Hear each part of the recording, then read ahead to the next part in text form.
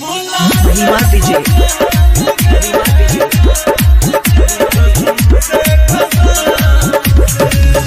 कसम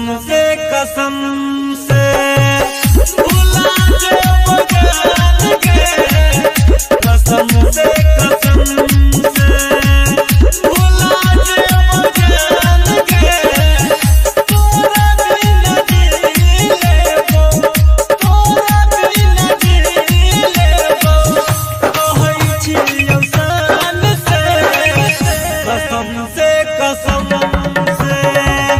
भुला जे बजान के कसम से भुला जे बजान के महिमा डीजे अभी आप सुन रहे हैं रामनगर सहरसा से कुमार पवन की शानदार प्रस्तुति। प्यार तू पकड़े छाया दिया जान से या पिया जो ले रिश्ता तोवान से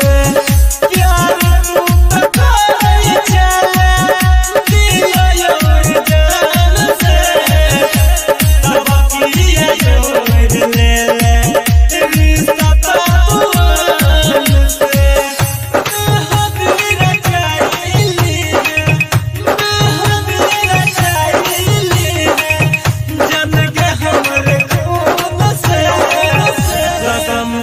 कसम से भुला जे बजान के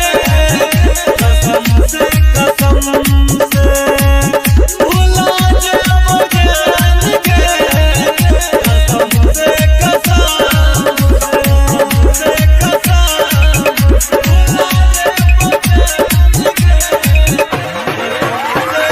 महिमा डीजे